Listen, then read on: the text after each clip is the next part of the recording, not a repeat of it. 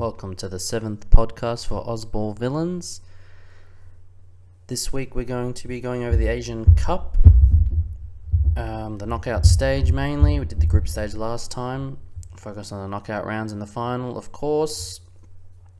We'll then move on to the A-League as always. I'll try and do 3 game weeks. It's been 3 since the last one, 14, 15, 16. I'll quickly go over the results and what happened there.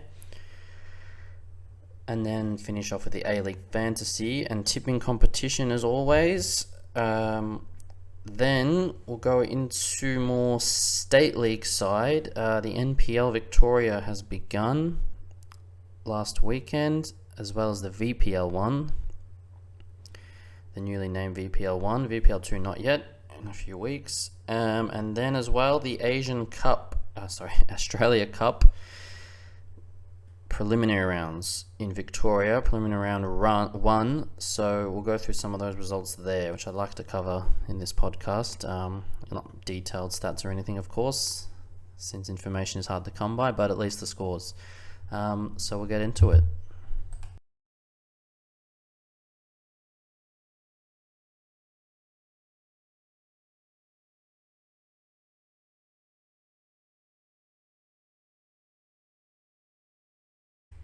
Okay, let's get into the Asian Cup knockout review.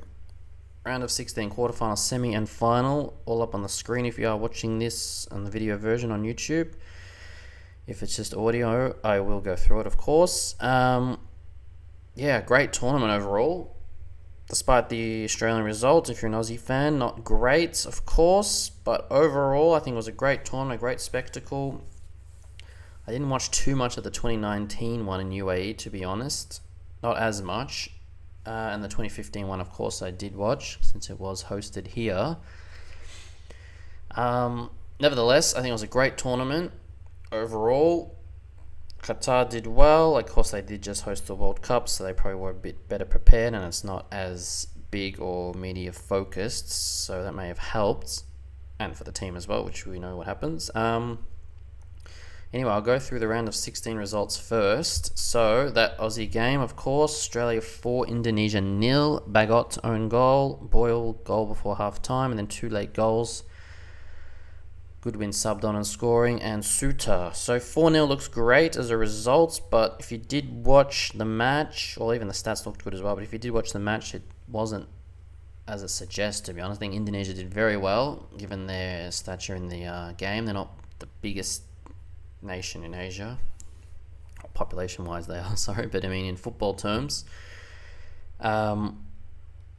So to get a 4-0 result, the way they played, 4-0 result doesn't look good, but I think 2-0 would have been nice, better looking for them, of course. But yeah, I think they did really well for their size. They're not a powerhouse in Asia or even Southeast Asia, so I think they do have potential. Hopefully they can push on when they get back into World Cup qualifiers in March, and they can push on and do something, because I think they have great potential. The size of the country, as I said, the popularity of the sport, the population, the league isn't the strongest, but again, they have the fans and the passion there, so I think that can really boost them, especially results like this. Again, round of 16 I think is a pass mark for sure for them.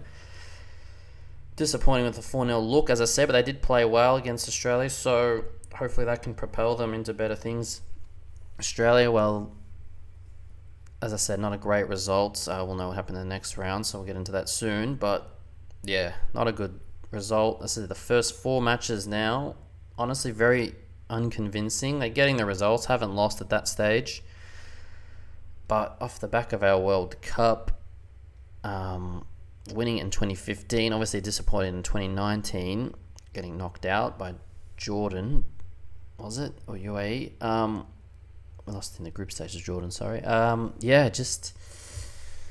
know. I'm not sure what they can do. I think maybe they're not better suited being the stronger team. I was going to say then that in theory would mean we would have beaten South Korea, because we're the sort of the underdogs, and that's how our style is better suited, but we lost that, as you know. Maybe we just don't take it seriously. Tactics maybe, and line up and formation, but I said, it's not that bad. It wasn't a disaster. It could have been worse, but just not a good look, especially with the hopes we had. Anyway, we'll move on to the next match. Tajikistan won, UAE won after extra time. So Tajikistan scoring first and a late goal by Al Hamidi. Heartbreak for the Tajiks at that point in their debut tournament, but 5-3 on penalties. They've done it. In their debut tournament, that is a great result. Unbelievable. They did have an easier group, to be honest. I did think I had them finishing third, though. I thought China would have been second, but they had a shocking tournament. Didn't even score a goal. But that is a great result to beat UAE on penalties, 5-3. Even 1-1 after extra time. They pretty much had it until the last minute. So great result for them. They will be loving that at that point. Again, we'll get into what happens later. No spoilers, but everyone knows what happens anyway. Iraq 2, Jordan 3. An insane match, that one. If anyone was watching, especially with Ali Reza Fagani as the ref, who refs in the A-League. Jordan scoring first. Apparently over-celebrating at that time. Iraq scoring an equaliser, and then Hussein, the top scorer, scores again, 2-1, already on a yellow card, just keeps on celebrating, gets warned, ref shows him another yellow, and he's off. 76th minute, down to 10 men. And then just to add to the drama, there's a late goal by Jordan, Arab at 95th minute, and then another late winner, Al Rashdan, 97th minute. Incredible scenes there. Jordanians going wild, Iraqis going wild with rage. That was an insane result. Do check out those highlights. I think that red card was warranted. He was warned many times. You could argue that the Jordan guys kept celebrating too, but if the ref warns you for your incident in that live moment, you just got to stop.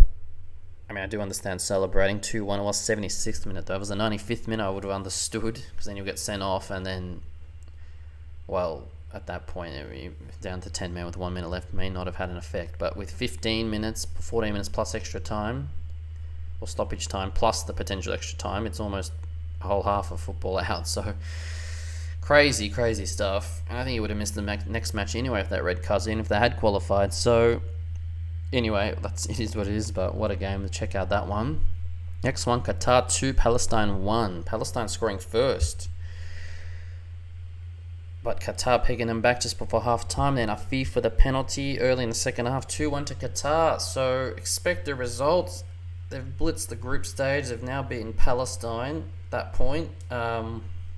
Expected, as I said. They are the host. I mean, they did have a poor World Cup, but it is a bit easy in Asia, as we know. And they did win last time, of course. So, 2-1 win against Palestine. Next game, Uzbekistan 2, Thailand 1. So, the Uzbeks getting the job done there. Good little match, that. Two teams I do like. I think Thailand, as I said, do have good potential as well. Uzbekistan definitely do. Their youth setup, their youth teams are great. They are missing their key player, but they've beaten Thailand 2-1 and they're through to the round of 8. A early goal for the Uzbeks, then Thais equalising 58th minute, and then a 65th minute winner for the Uzbeks to put them through to the next round. Next match, the big match, Saudi Arabia 1, South Korea 1 after extra time. So the Saudis scoring early in the second half, and then a late goal, 99th minute. They were pushing South Korea towards the end. Again, watch the last 10-15 minutes. It's frantic. And then on penalties, South Korea getting it done. 4-2. So the Saudis would be disappointed in that. Again, late goals in this tournament. They thought they had it 1-1, and then to lose on penalties after that late equaliser would be a heartbreak for the Saudis. Unlucky those two big teams matching up in this round, though. Anyway, South Korea get the job done. They're through to the next round. Next game was Bahrain 1, Japan 3. So Japan giving themselves a bit more confidence than everyone else. As I said, they had a couple of odd, shaky games in the group stage, but they get it through, and they're through 3-1, despite not even finishing top. Juan, Kubo, and Ueda scoring the goals, and an own goal for Ueda as well. Villain turned hero, 3-1 to Japan. And the final match was Iran-Syria. So Iran 2 penalties and a penalty shootout. So all penalties in this match. Taremi scoring the first one for Iran, then Kribin for Syria to make it 1-1. Again, extra time. So there's a few extra times, no goals in extra time, and then penalties again. We had a 5-3, a 2-4, and a 5-3 again. So both winning by 2 goals. Iran through to the next round. Let's get into the quarterfinals now. So, Tajikistan playing Jordan. Probably a good matchup for Tajikistan. I mean, I think probably the 2 weakest sides on paper in that final 8. So Tajikistan would have been happy to get them, so would have Jordan. Anyway, Jordan ended up being the happier one with the win. An own goal for Hananov, who did score in that previous round. 66th minute, making it a Jordan 1-0 win through to the semi-final. So their first time in their history. It would have been for Tajikistan as well, but first time into the quarterfinals for them. So great campaigns for both. Tajikistan definitely a pass mark. They would have been super happy with that result. Not that final result, sorry, but the quarterfinals. If they'd told them before the tournament you'd be in the quarters, they'd definitely have taken that. Anyway, it was one step too far. Jordan through. Next game, as we know, Australia 1, South Korea 2. So good win, scoring, nicely taken volley near post. That was at half time, just before half time, sorry. Didn't do too much in the second half. Korea had a couple of chances. And then, as we know, a penalty conceded by Miller, who has already have enough scrutiny, so I won't harp on that. I mean, that was just a poor foul, and then just to say you got the ball as well is just, I mean, I know it's a reflex and a habit, but these days it's just so obvious with the cameras, the replays, the VAR. Sure, you can defend yourself for the first 10 seconds where everyone's like, oh, maybe he did get the ball, but once the replays come up, I mean, the replays for life. It's just going to be replayed all the time. I don't know, it just looks silly. As I said, if it's a reflex, fine, but he clearly did not get near the ball. It was a definite penalty. And Hwang scoring the 96th minute, and then a lovely free kick from Son Heung-min to win the game for Korea. Again, Miller giving away that foul, but whatever.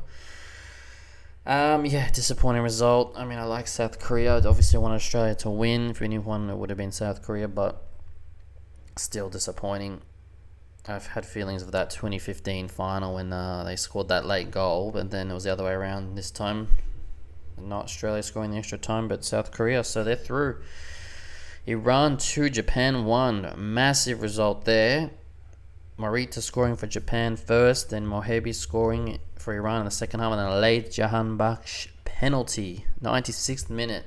So many late goals in this tournament. So many penalties as well. Iran through. Massive result there. Japan, disappointing. I mean, everyone was saying they're going to win, and not win, but win comfortably. Their first, second, and third teams would win the tournament, I heard.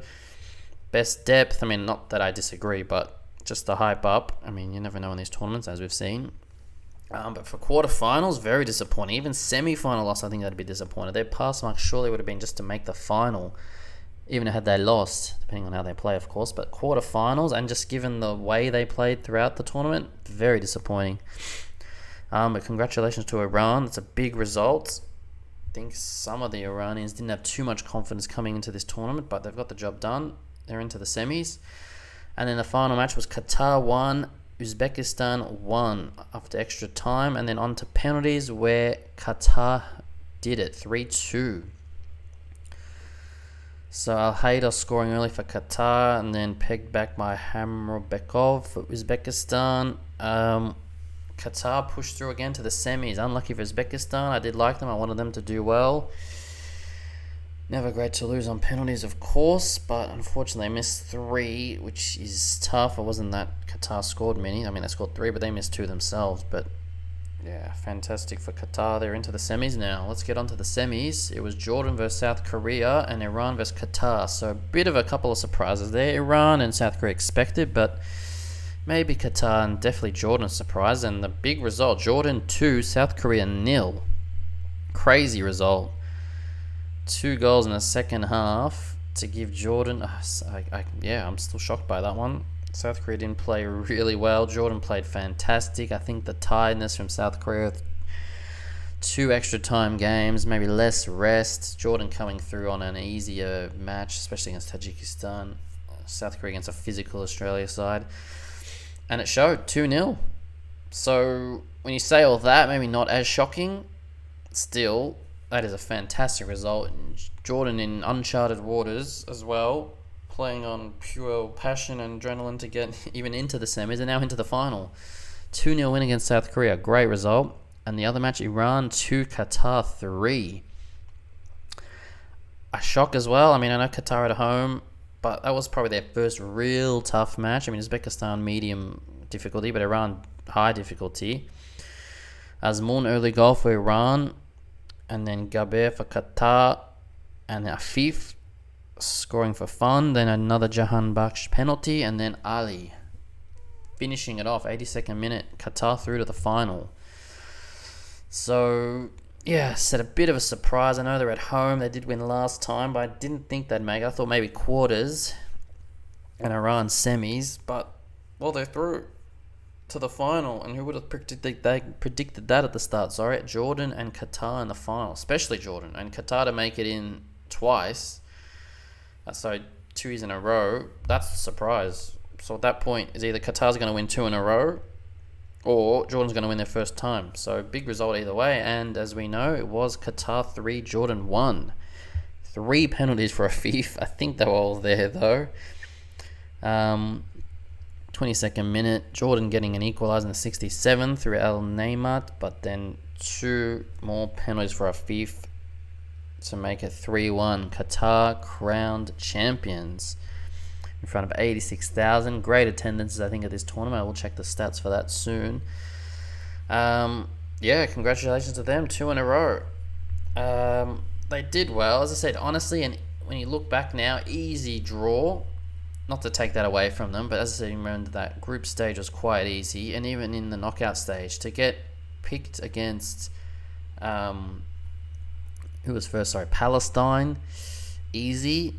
Uzbekistan, I'd say medium, so the first real challenge, and as you saw, technically 1-1. I didn't actually beat them after 90 minutes. Iran, that's the big result. And then Jordan, again, you can say 3 penalties, they probably were there. It just looks bad on the score sheet, sort of. But yeah, relatively easy run. Still hard to win any tournament. You can get an easy run, you can be the best team in the world, and it's hard to win a World Cup, of course. Asian Cup, same thing. That's it. Qatar 3-1. Let's go through the stats. That man, Afif, 8 goals. I think 4 were penalties, but nevertheless, that's a lot of goals. Ayman Hussein, 6 goals and a red card, as we know. Uweya, 4, as well as Al Neymat for Jordan. Australia's top goal scorers spread out. Boyle, Goodwin, Irvine, 2 each. Boss and Suter. Let's go through some other stats. So the most valuable player was Afif. He was also the top goal scorer. Best goal scorer was Basham for Qatar. Fair Play Award Qatar as well. So Qatar sweeping up all the awards. Team of the tournament. Basham in goal. Fair enough. We have Nasib El Bulahi and Mendes in defence. Craig Goodwin has made the team despite not starting, I think, 2 of the matches. Gayedi, Al Haydas, and Lee Kang in the midfield, and then the forwards, of course, Afif Hussein and Al Neymat, the top 3 goal scorers. Tournament rankings, they put Australia 6th. I think disappointing. I think that's all we've got for the stats. So I think overall, as I said, a great tournament. Congratulations to Qatar. I think deserve it, as I said. In front of the fans, easy run, but they've won it. As I said, they drew that 1 game against Uzbekistan, but apart from that, I think they deserved it overall. So congratulations to them. We'll look forward to the next Asian Cup in Saudi Arabia in 2027. So back in the Middle East again. I mean, technically this one should have been in China, which is meant to be flicking between East and West, I'm guessing. So we won't get one in our side until 2031. Probably not Australia again, of course. I guess Japan would be a great one to have. Hasn't been there for a while. Japan, Korea, maybe. I'd love to see it in Central Asia, actually. whether they can facilitate all that. Kazakhstan's not part of it, but as we saw, Tajikistan doing well. Uzbekistan always good. Kyrgyzstan made it. Turkmenistan aren't as strong. Maybe they can have a couple of matches. But yeah, I would love to see that. But yeah, we look forward to Saudi Arabia first before we get to 2031. I think that's it for the Asian Cup for 4 more years. As I said, great tournament overall. I'm sure everyone enjoyed. If you didn't watch it, check some of those games that I mentioned. There's some great games, great highlights, late goals, drama, all that you expect for in a knockout tournament. So go ahead and check it out, and we will get into the A-League next.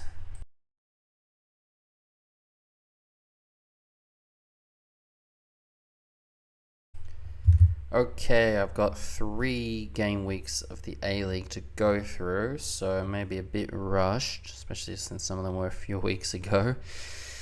We'll start way back for game week 14 on the 25th of January.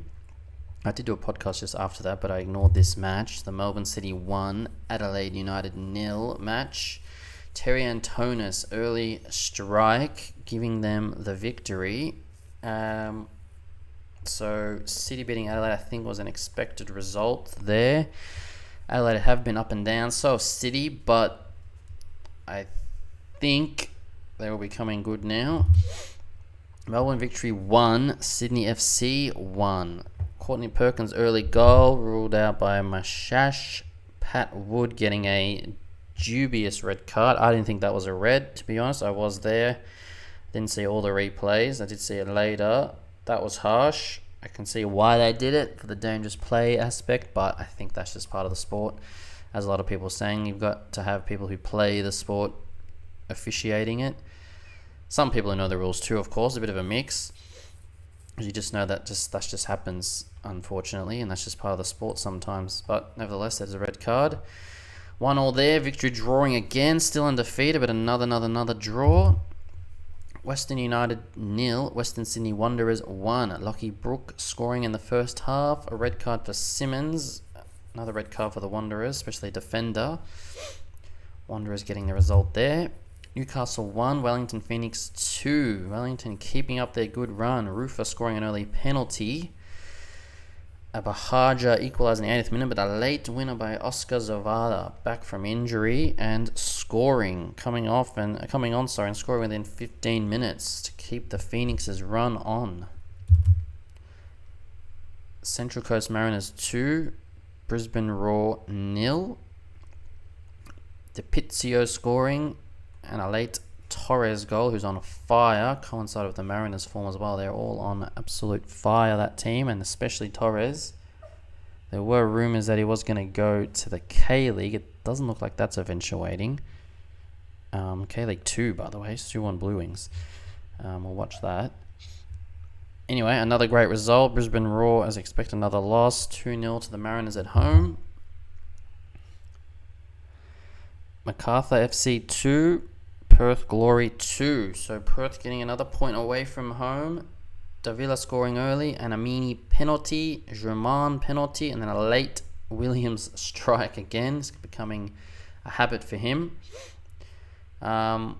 Especially coming on. I don't think he starts that much. 2-2. So good result for Perth away from home. They'd be happy with that against Macarthur. Next week, we'll move into 15. Brisbane Roar 1, Wellington Phoenix 1. So a bit of a surprise there. Cryer scoring and a late Brown equaliser header, a back post. Potentially a foul in the build-up there by Jelicic, but a lovely cross to get that result. That's a surprise, Brisbane Roar. But they've done it. 1-1, they'll take that. Again, a high-flying Phoenix. Great game here. Perth Glory 4, Melbourne City 2. Shushnia own goal, but then an Amini penalty. Arslan making it 2-1, and then Perth scoring 3 goals. Galloway own goal, Taggart, and Anasmo, the youngster, coming on and scoring the sealer, celebrating with the fans. Always a great scenes down there in Perth, especially those late kickoffs on the eastern side of the country. Always something seems to be happening there, and that's another shock result there. Arslan with a late red card, by the way, for dissent. Apparently a 4-match ban. Not sure what was said. It hasn't been revealed. So he'll be out for a while. Western United 2, Sydney FC 2 in Ballarat. Fabio Gomez and Gerwood Reich scoring early, but then Botic and Garuccia cancelling it out. So a bit of a surprise there, considering how poor Western have been. And they finally scored a couple of goals there. 2 goals, which is also a surprise. Sydney will be disappointed with that result. Newcastle 1, Melbourne Victory 1. I think everyone was going to predict that this would have been a draw. Roderick Miranda scoring, and then, as expected, a late equaliser, this time Stamatolopoulos, to make it 1-1. It's becoming a habit for Victory. Late conceded goals, I think 3 or 4 in a row. They only deflected one of those equalisers by scoring against Perth when I was at the away day. So, apart from that, though, they just keep drawing. That's just a mental thing as well now. I don't think it's a physical thing of running out the game. It's a bit of mental and maybe tactics. 1-1 again. Adelaide United 0, Central Coast Mariners 4. Crazy results. Adelaide at home usually don't get belted like that. Thea Harris, Torres and Reese scoring a late penalty. I think because Torres was off, or else he would have scored that and sealed his hat-trick. Unbelievable result. There. Adelaide 4-0 at home. Mariners are just flying at the moment. MacArthur 4, Wanderers 3. Now that was a great game. Germain scoring an early penalty, then Brook and Milanovic scoring. Borges Rodriguez getting one back. Lockie Brook again, and then Germain again. 3-3 at half time. Another red card to Wanderers defender and Beadling. Crude tackle there, and then a late controversial goal for Germain for his hat-trick. I don't know if that crossed the line. It was very, very tight. There's another one next week, which we'll get into soon as well.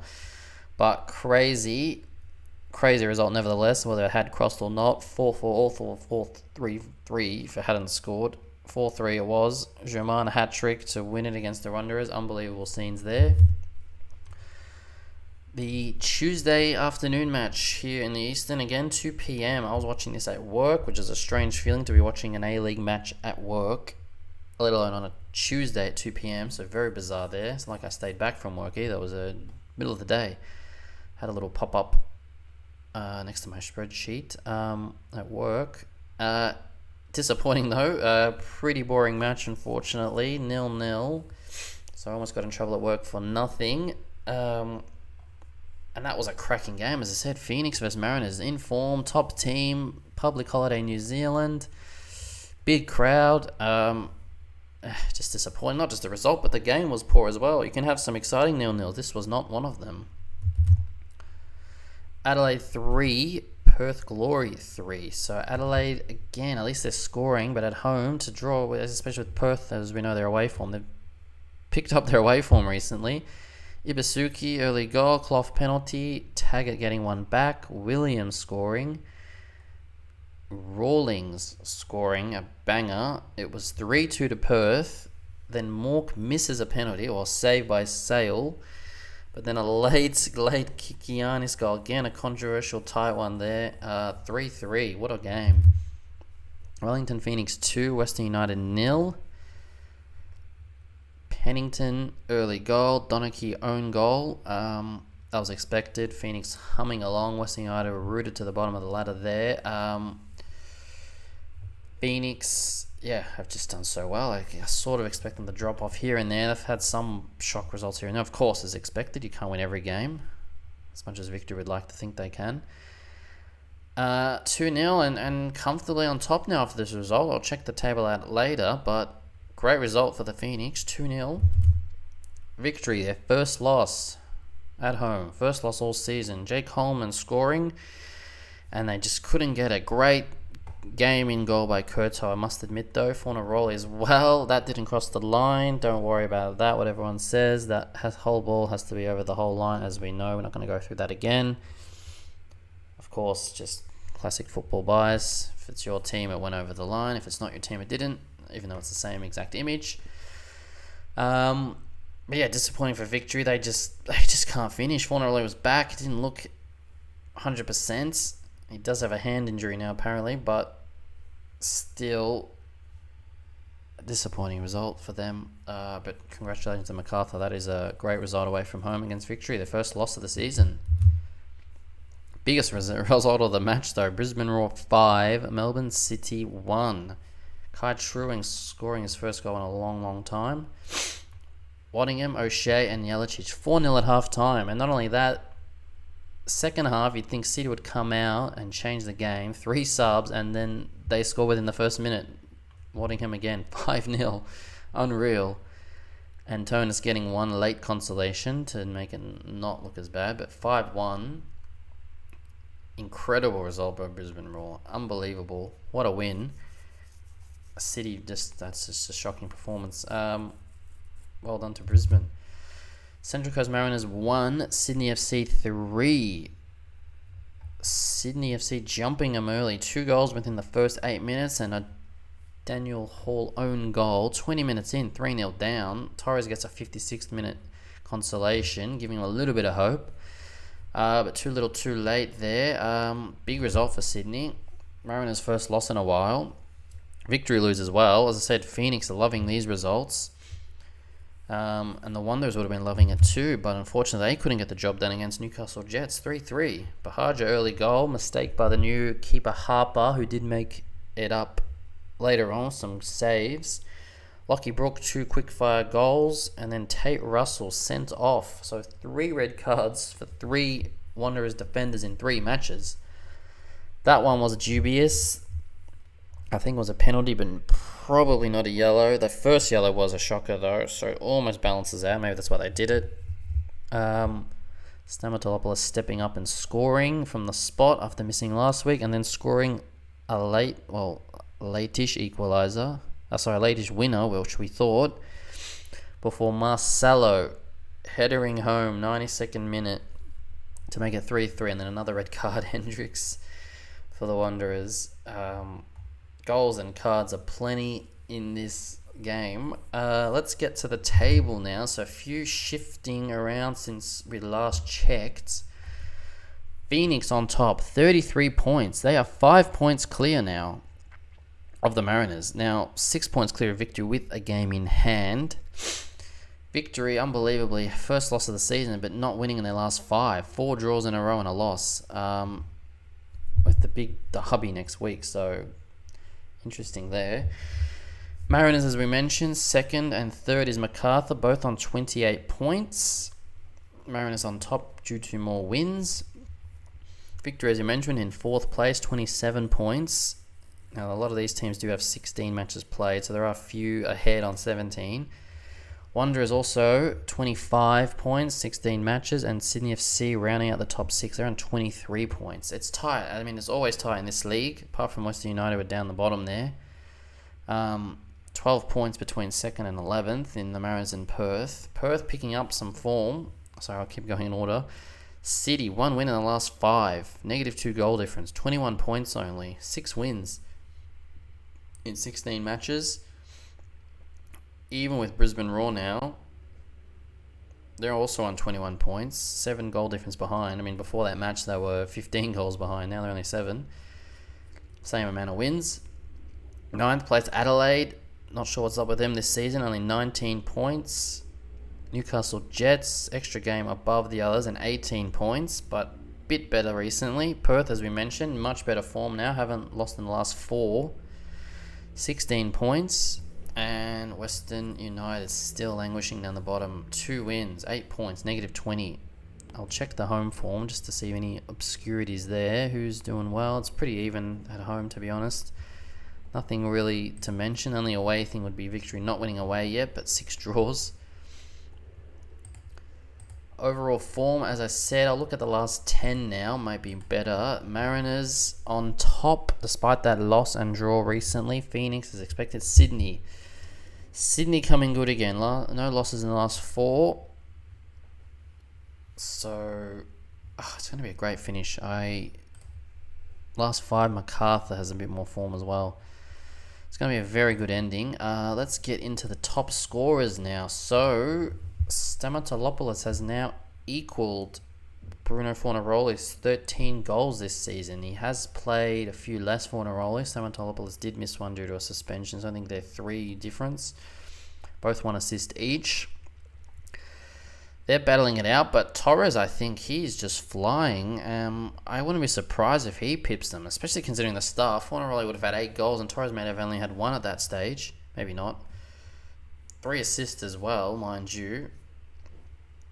And Germain and Taggart, both 10 goals each. Costa as well on 8. Lolly as well 8, but they've dropped off recently. Ibasuki up to 8 as well with big recent form. So I'd put it down to Ibasuki, but not a shame. McLaren, of course, and Lockie Brooks banging him in as well. Never know, down to 7. And Cloth even. Gomez as well and Arslan. Tulio's out, but all the way down to Arslan maybe. But I think with his suspension and being a midfield, he won't do much. Gomez is up and down. Cloth up and down recently. Brook in some form. As I mentioned, O'Shea not as many goals, but he's got 7 already. Good battle for the Golden Boot, actually. So it'll be interesting to see. Maybe it comes down to which team has better form towards the end. Who might pip it? Someone's going to get to 20 at least. We're just past halfway. There's 27 games this season, up to 7. So 10 more. Yeah, he should get to 20. Someone. And that might be enough to get the Golden Boot. I think that's it for the A-League. It was a very crazy week. We had the kit issues. Phoenix and New Western get match delayed. In a youth match, I think one of the teams had to wear the home team's away kit. Newcastle Jets and MacArthur I can't remember. We had in the women's, a bus going into the wrong ground here in Melbourne. Went to Bandura instead. The red cards, the goal lines, the late goals. I'm sure there's some other controversy that Pat would miss as well. It's been another crazy week in the A-League. Best league in the world, as they say. I'll move on to the fantasy and tipping now. So that's it for the A-League for this part.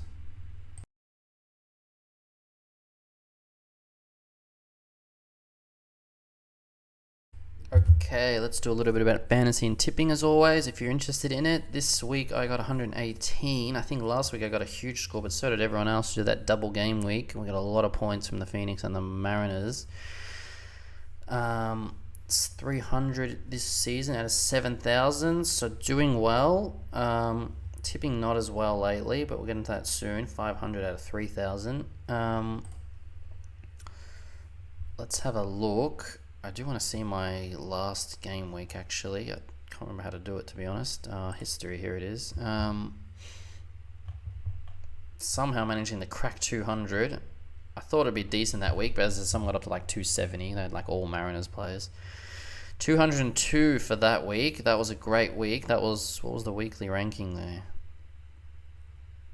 Round rank, is that how it works? 202, round rank was...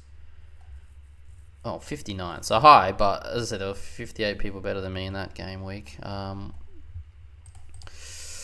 Let's go through the team currently. Paulson, 10 points, is doing really, really well. Hewitt Bell's always been on my bench. Tim Payne missed 1 game in that double. Daniel Hall, own goal, -8 points. That hurt. And that match, I had Gomez as well. We got 1. So it was a shocking game. Brought my total down 7 points. Wooten, 10 points. I've got 3 Phoenix defenders, plus the keeper, which is risky. I'll see if I want to ship one out. I only brought in Wooten for that double, and he got some points, and he's gone up in value, so maybe get rid of him if they have some tough matches. Hall on the bench for that City. He's started, then didn't start, and then started again, I believe. -4 though, still up in value. Midfield, Clough captain, I put 18 points with that goal. Mashash, 10 points despite not scoring. He gets points no matter what. Kryev done really well, especially in that double. And O'Shea finally getting into some form. Goal and assist, 26 points. Beautiful. Germain, 6 points despite his hat-trick the week before. Gomez, as we mentioned, only 1 point. McLaren, he hasn't been good, but he can just pop up with a goal. And at his price, I may as well keep him at 297. Coletti on the bench, finally getting more than 4 points. I'll think about my transfers later on. Let's have a look at the players. stats this week, so I'll do it by average. Oh no, I don't want to do average because that Magic Adunmi, the guy I have, keeps popping up. Rollins, 15 points, first match. Oof, if he gets some games, I might have to bring him in. Lolly winning, 234, but he's been a bit poor lately. He's down to 557, which is definitely more affordable now. I may consider getting him in because I think I'm done with Gomez. He's not doing enough. Angel Torres, 636k. That's too high, but Jesus, he's worth it. He's just scoring like crazy. Some of those numbers are just huge. O'Shea and Clough and Germain, who I've got. Costa dropping down recently. Arslan out for a while. Poulsen still up there. Milouznic and Mashash rounding out the top 10 by average. At least someone who's played a few more games. It's still Lolly, of course. Fornaroli, for example. Despite that 0 points, he would have had the highest average. Let's go into who's hot. So, Lockie Brook, 184 he went up. That is a massive amount. What did he get last couple of weeks?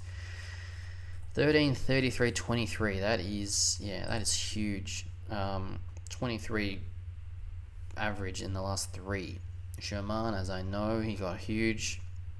Kurto's gone flying up after that massive game, and Tonus has been scoring a few goals, and Waddingham getting on the score sheet finally.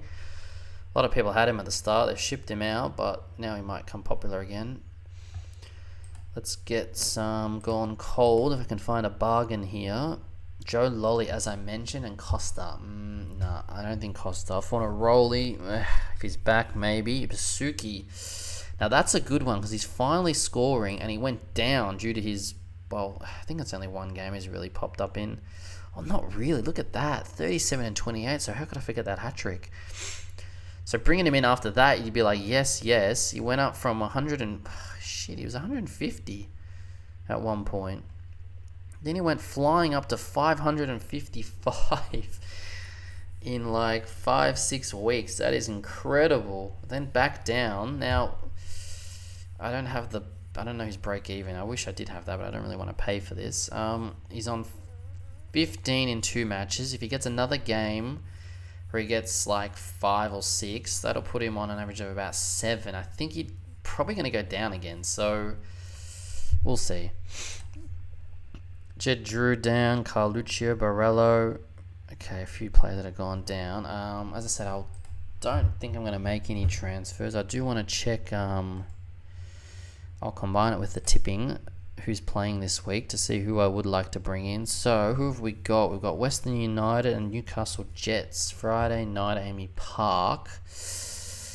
Do the Jets win that? A lot of people are saying that. I might go for draw. Sydney FC home to Adelaide. Current form says Sydney easily. City and victory. Honestly, I'm going to go City. I think they always beat us in the derby.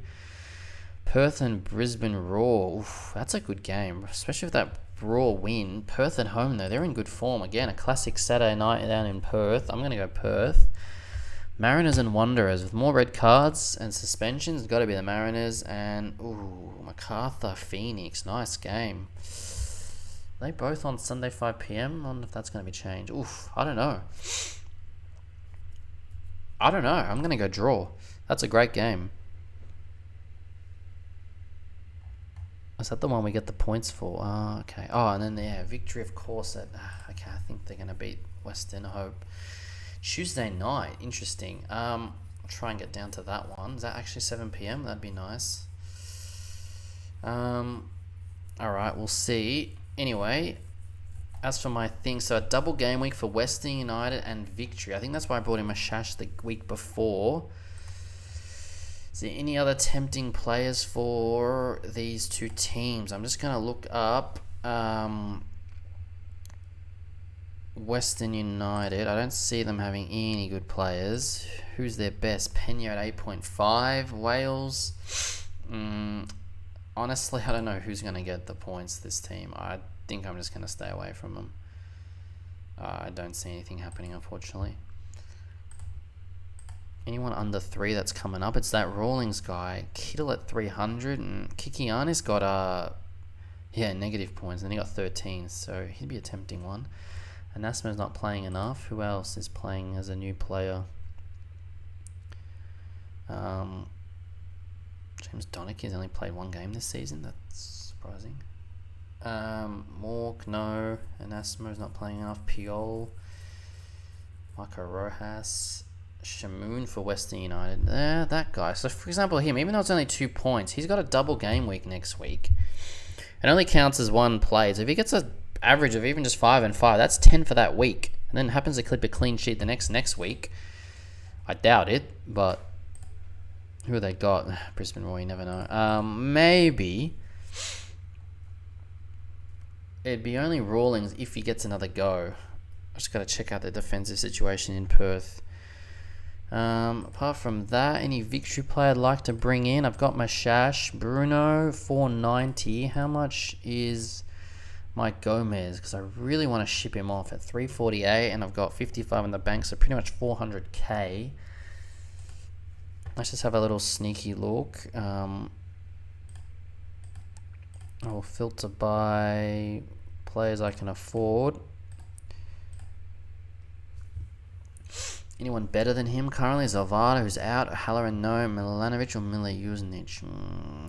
It seemed to be better. I mean, they're got 2 more points. Better 3-point average. They're both just gone up, which I hate, but I'll check some fixtures out. I won't do it now, as I always say. But yeah, fantasy. Getting into the business end now. I am doing all right. I would like to just keep pushing up, of course, and get even higher. Top player has an average of 136, which is crazy. That's an average. Be lucky to even get 136. Does it have my average, or is it somewhere else? I thought it'd be at the bottom. No, it doesn't say. Anyway, yeah, I'll do the transfers later. But I'm thinking Gomez out and maybe Wooten for somebody else. A downgrade. What's I'm saying? If I downgrade Wooten for that Western United bloke, that's another 80k in the bank. That now brings up my striker to 480. But we'll see. Tipping, as I said, that's done. Is it saved? It's saved. How are people going in tipping? Someone's on 52 total. What was my total?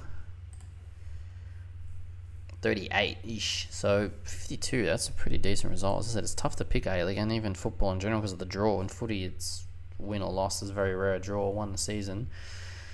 If the draw factored in, 52 is very good. Cumulative margin 29. What's my margin? It doesn't say anything here. Whatever.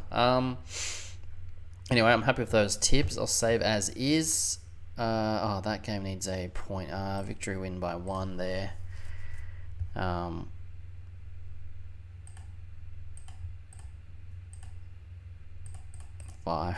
Go draw there. And victory by 1. Why is that +1? Hope I didn't put it there. That's just a bit of a glitch there. I think that's it for tipping. I think we can now move on to the next phase. For stateside, but that's it for fantasy and tipping. If anyone is interested in that, do let me know.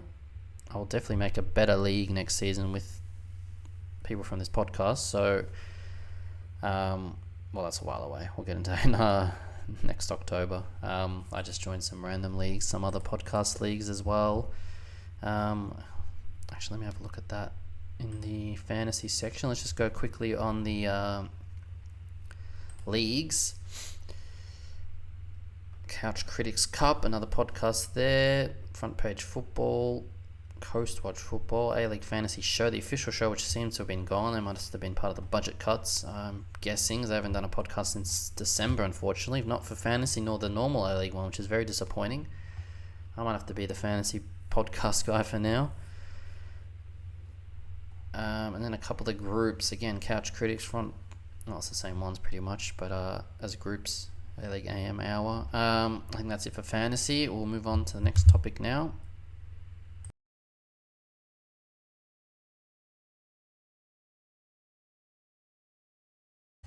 Alright, let's get into the NPL. So, the 2024 season has been renamed to NPL I think it used to be called NPL 1, 2 and 3, if not NPL. Maybe it's the same, but NPL Men's Victoria, I guess, is the official name.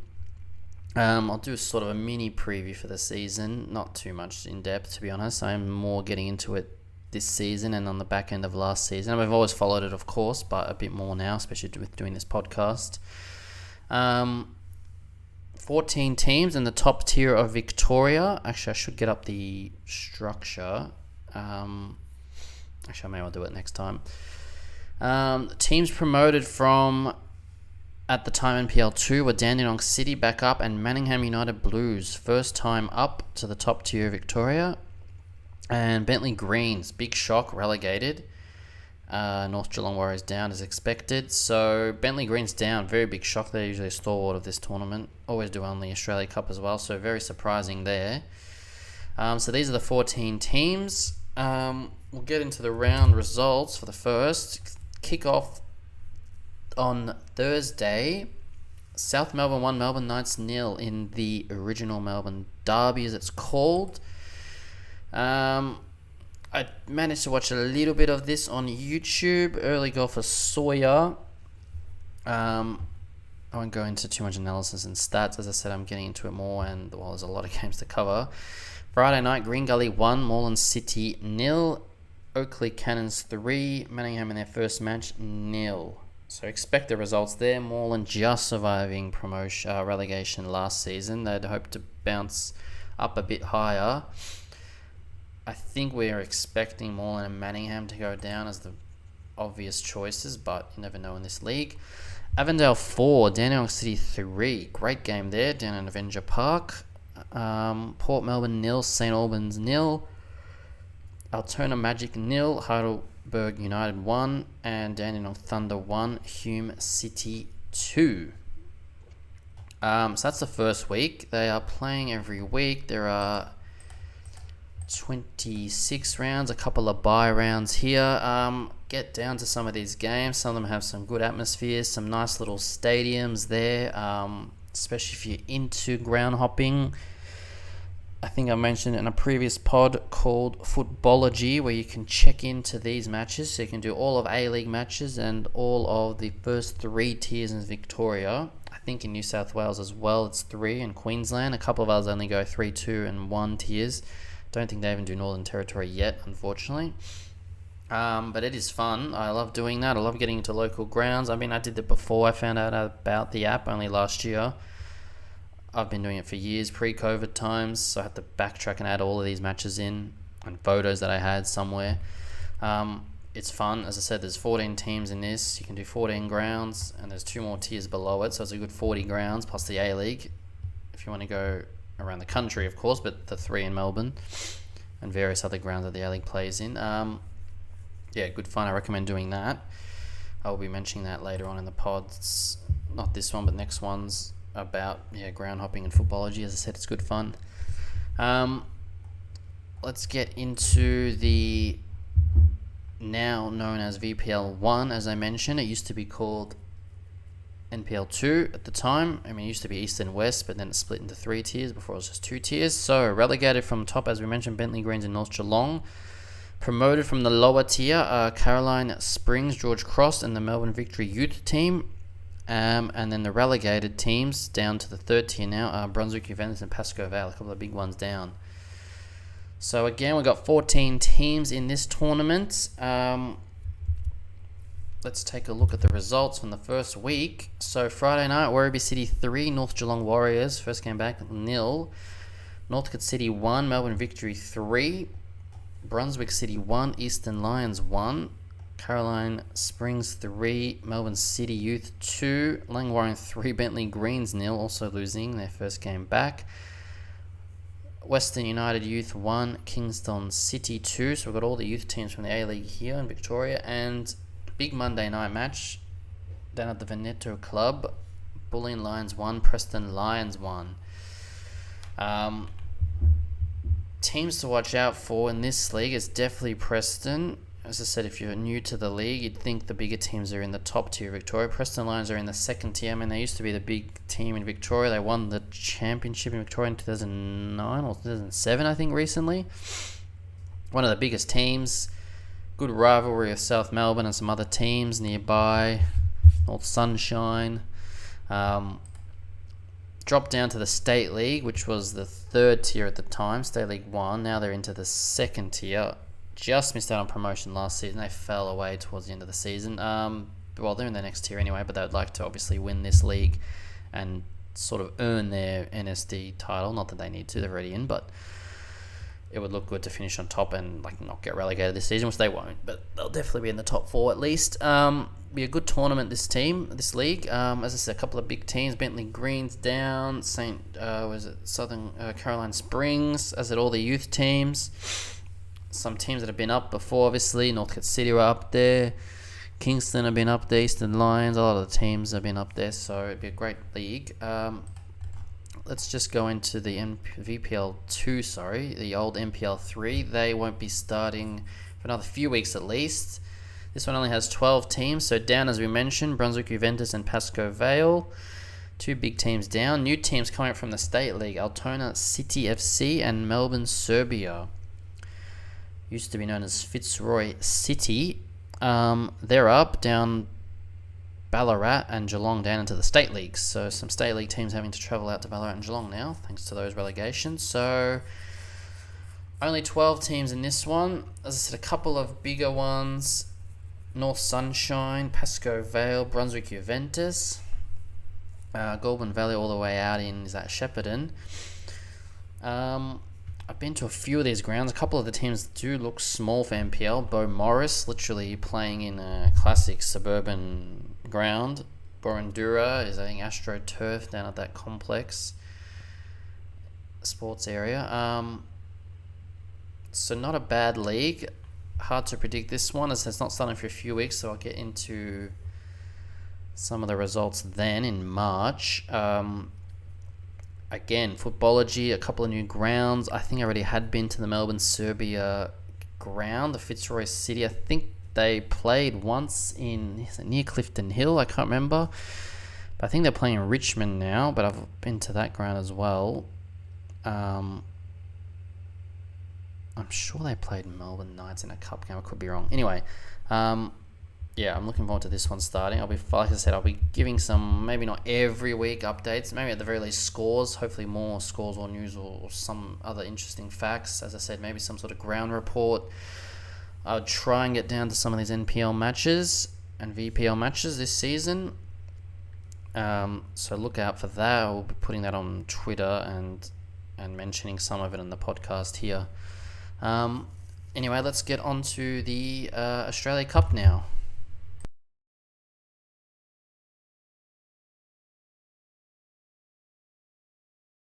Okay, another season for the Australia Cup. So, again, for those who are unfamiliar with it, the competition itself is 32 teams, all the A-League teams, or minus 2 actually, there's a playoff, plus a few from each state. So, I don't think it actually says it here. I might have to actually go back to the original. I haven't made one yet, unfortunately. I'm not sure about the divisions this season. Last time, 10 from the A-League. As I said, a couple get dropped out for the playoffs. 1 from ACT, 4 from New South Wales, 2 from Northern New South Wales, 1 from NT, 4 from Queensland, 2 from South Australia, 1 from Tassie, 5 from Victoria, and 2 from Western Australia. So they go through 7 rounds of qualifiers, essentially, preliminary rounds. Victoria and Queensland start earlier. They seem to have more of the teams. The smaller ones start a bit later. Actually, I think NT barely have anything, and Northern New South Wales only have a few. Anyway, yeah, so I think Victoria's going to have 4 or 5. I'll check it out later. And then they qualify for the tournament proper. So we've got 7 qualifying rounds. We start all the way down into the State League. 5 is the lowest in the main structure of Victoria. So that's 8th tier in Victoria, 9th tier in the country. There are some teams playing from the Metro divisions, which is another 9 divisions below the State League. It's not directly connected, but arguably down to 17th tier. technically, but it's not like that. And then, of course, there are the teams from the country, which are hard to put into the structure. I can't know what level. They very rarely play each other.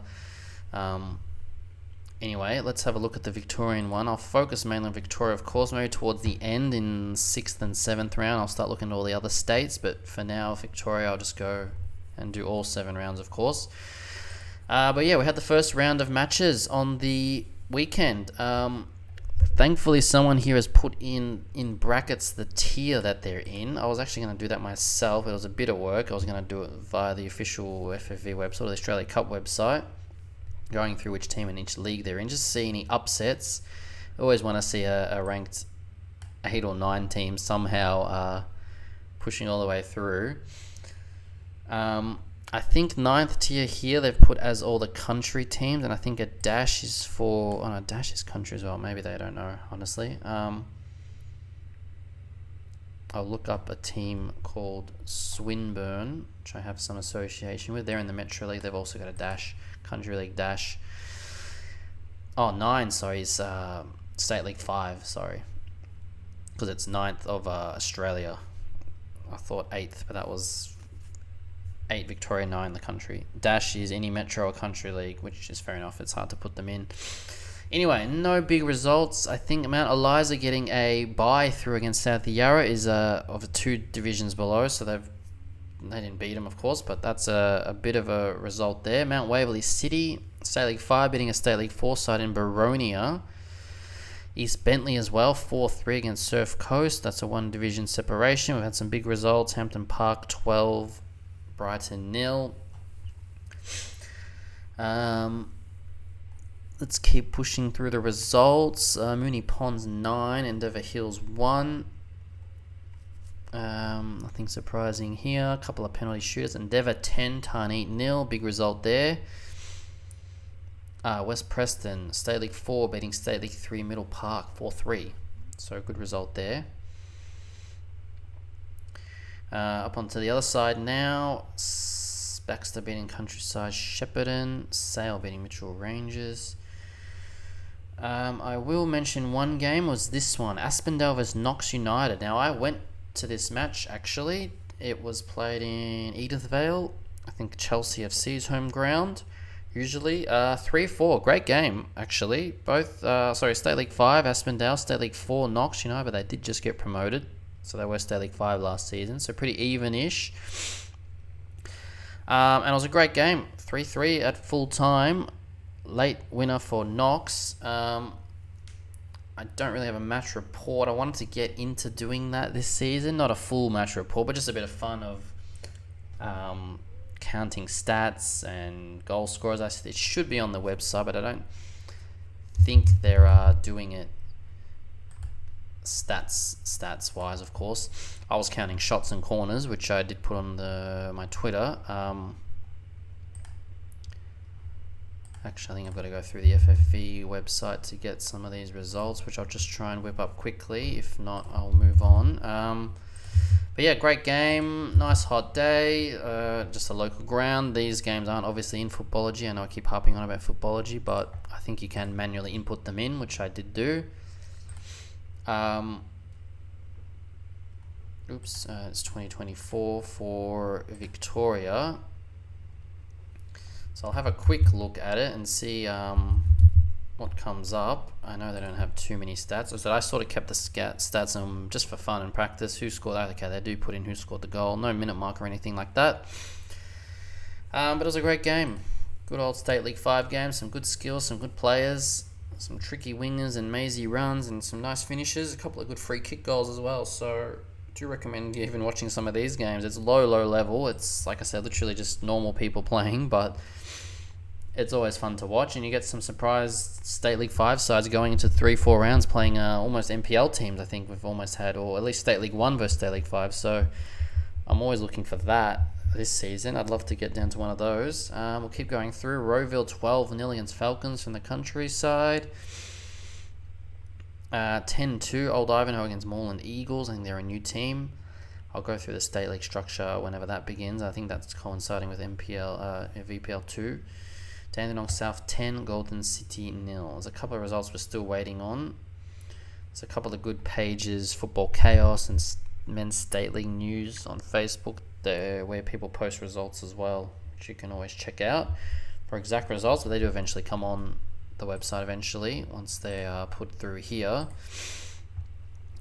Anyway, we'll look into round 2. So there are already some fixtures set. I'll try and get down to a Saturday game, an early Saturday game, because I am a bit busy later that day, like last week, and ideally a 12 p.m. kickoff. I could definitely go and watch the full match. These 1 p.m. kickoff, maybe just the first half. Lindale, and it's a bit far, these ones. But we'll do that maybe in the next edition. I might just do results. I'm not going to do any previews or anything of these sort of stuff. Maybe towards the end when we got pretty much NPL teams playing each other. But yeah, good fun tournament. It's always fun to see it. The dream of one of these state league teams making it's never going to happen, of course. But I think way back in the day, South Springvale made it from state league. Not state league 5, state league 1 or 2 at the time. They made it to the national competition proper. So if you can get another dream run like that, that would be awesome. Anyway, I think that's it for the Australia Cup and for the podcast. I'll probably do one next week or the week after. Remember, there is Asian Champions League and AFC Cup tonight as well, which I will not go into this time, but I will go over the results next edition. MacArthur and Central Coast Mariners playing as well. Good luck to them. So until then, I'll see you next time.